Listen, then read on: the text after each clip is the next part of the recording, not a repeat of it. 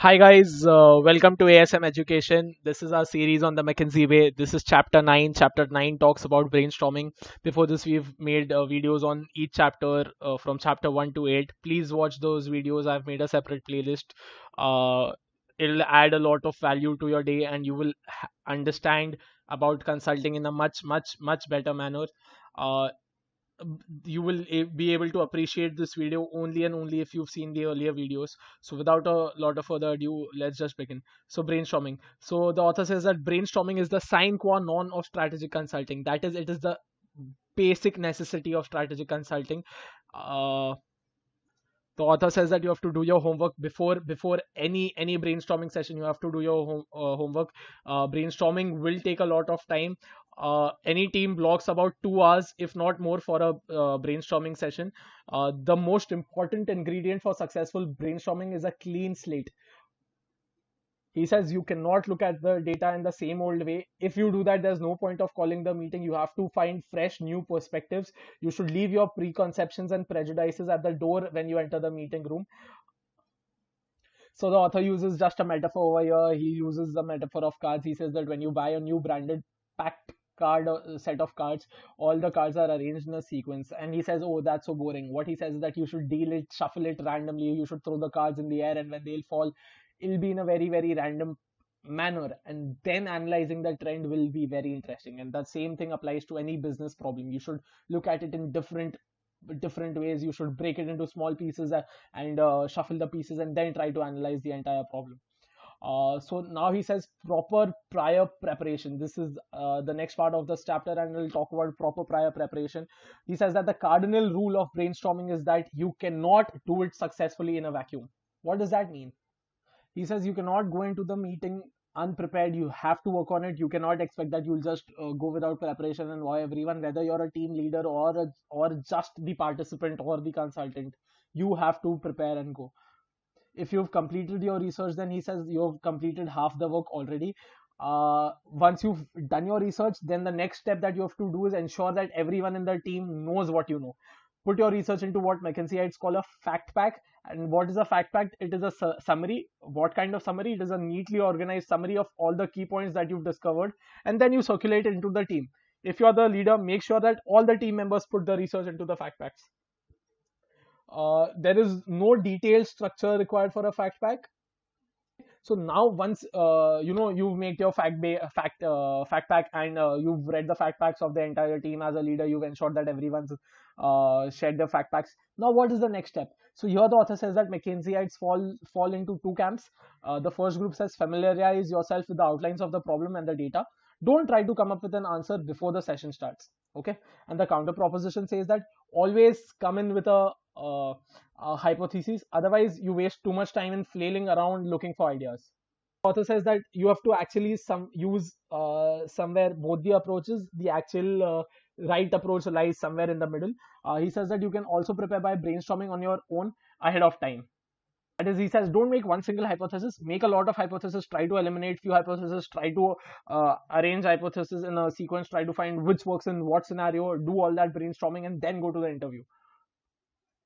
That, and he says that the least that you should know is the facts. Even if you've not done a lot of research, even if you've not analyzed a lot of things, you should be very well versed of the facts when you go for the meeting. The next part of the book talks about in a white room. He says that the entire crux of brainstorming lies in the generation of new ideas. So he says start with tabula rasa. That means starting with a clean slate. So he says that brainstorming benefits from a few contradictions, provided they help stimulate your thinking. That is, you have to play the devil's advocate. You have to find contra views, and when you find these contra views, everyone's perspective about the subject will broaden.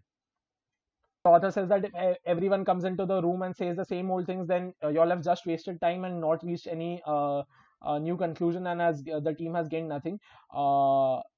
Also, what is worse is that when a team leader comes and imposes his view on everyone else and there is no idea generation, that is even worse. So the author says that for brainstorming, everyone in the room should participate. No one should be afraid to speak.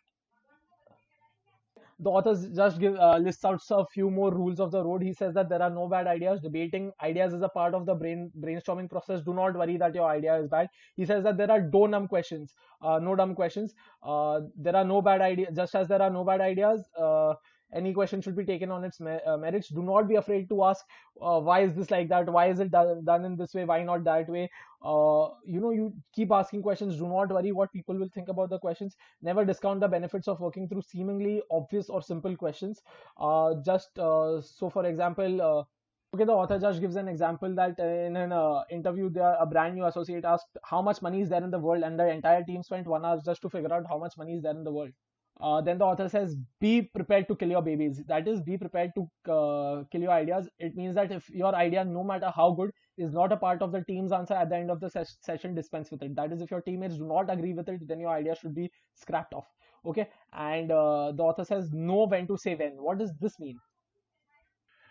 So the author says that brainstorming takes time, but if you stay at it too long, then of course, like you all have studied in economics, there will be diminishing returns. He says that after discussing with a lot of McKinseyites, the consensus was that any team can be productive for about 2 hours of brainstorming, after which the atmosphere deteriorates. He says then get it down on paper. Your ideas should be written down very quickly because ideas keep flying around the room. So you have to note down the important ideas. Then he talks about some brainstorming exercises. Yeah. So the author talks about the post-it exercise.